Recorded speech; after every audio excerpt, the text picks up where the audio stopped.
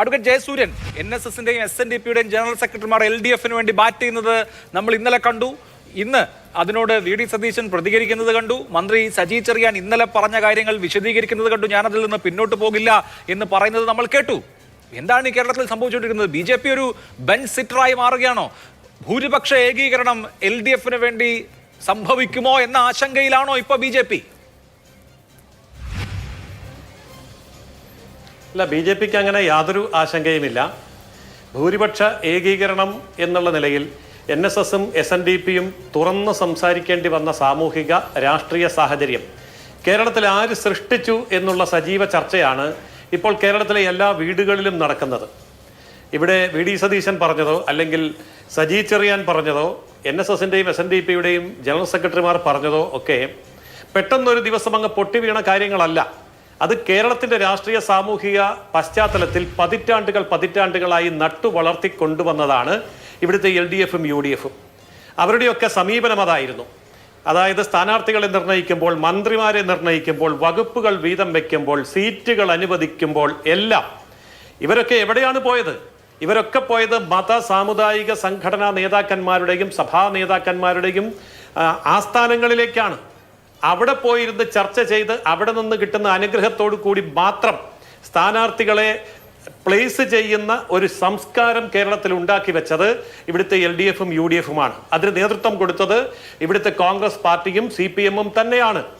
ഇത്രയും കാലം ഇത് ഒളിച്ചും പാത്തുമൊക്കെ നടത്തിയിരുന്നു. പുറമെ അങ്ങനെയൊന്നും ആരും പറയുമായിരുന്നില്ല. പക്ഷേ ഈ പറയുന്ന നേതാക്കന്മാർക്ക്, ഈ പറയുന്ന സംഘടനാ നേതാക്കന്മാർക്ക്, രാഷ്ട്രീയ അല്ല സംഘടനാ സാമുദായിക നേതാക്കന്മാർക്ക് അഹിതമായ കാര്യങ്ങളിലേക്ക് വഴിവിട്ട് കാര്യങ്ങൾ പോവുകയും അത് ഏകപക്ഷീയമായ പ്രീണനമായി മാറുകയും ചെയ്തപ്പോൾ പൊട്ടിത്തെറികൾ ഉണ്ടാകുന്നു. ഇപ്പോഴാണ് ഇത് പരസ്യമായി ചർച്ച ചെയ്യപ്പെടുന്നത് എന്ന് മാത്രം. ഏതായാലും ഇത് BJPക്ക് വളരെ അനുകൂലമായ സാഹചര്യമാണ്. BJP വളരെ വ്യക്തമായി പറയുന്നുണ്ട്. 10 കൊല്ലം മുമ്പ് ഇന്ത്യയുടെ താരപ്രചാരകനായി ഹെലികോപ്റ്ററിൽ പറന്ന് നടന്ന വെള്ളാപ്പള്ളി നടേശൻ ഇപ്പോൾ LDFന് വേണ്ടി വാദിക്കുകയാണ്. 3ാം തവണയും പിണറായി എന്ന് അദ്ദേഹം പ്രഖ്യാപിച്ചു കഴിഞ്ഞു. ഇന്നലെ ജി സുകുമാരൻ നായർ കഴിഞ്ഞ നിയമസഭാ തെരഞ്ഞെടുപ്പിന്റെ രാവിലെ വോട്ട് ചെയ്യാൻ പോകുമ്പോൾ, വോട്ട് ചെയ്തിട്ട് ഇറങ്ങുമ്പോൾ ഒക്കെ പറഞ്ഞ കാര്യങ്ങൾ നമ്മൾ കേട്ടതാണ്. LDFനെതിരെ പരസ്യമായി നിലപാടെടുത്ത ജി സുകുമാരൻ നായർ ഇന്നലെ പറഞ്ഞ എന്താ? BJPയെ കുറിച്ച് പറഞ്ഞ എന്താ? BJP അധികാരത്തിലെത്തിയിട്ട് ശബരിമലയ്ക്ക് വേണ്ടി എന്ത് ചെയ്തു എന്ന് ചോദിച്ചു അദ്ദേഹം പമ്പ മലിനമായി കിടക്കുന്നത് ചൂണ്ടിക്കാണിച്ച് പരിഹസിച്ചത് നമ്മൾ കേട്ടില്ലേ? BJPയെയും കോൺഗ്രസിനെയും അതിന്റെ നേതാക്കളെയും നിശ്ചിതമായി വിമർശിക്കുന്നു. LDFന് ബ്ലാങ്ക് ചെക്ക് കൊടുക്കുന്നു. കേരളത്തിലെ 2 സമുദായത്തിലെ 2 പ്രധാനപ്പെട്ട നേതാക്കൾ, 2 സമുദായങ്ങളെ നയിക്കുന്ന നേതാക്കൾ അനിതര സാധാരണമായ സാഹചര്യമാണ്. അതാണ് ഞാൻ ചോദിച്ചത്, കേരളത്തിലെ ഭൂരിപക്ഷ ഏകീകരണം LDFന് അനുകൂലമായി സംഭവിക്കുകയാണോ എന്ന്. ഒരിക്കലുമല്ല.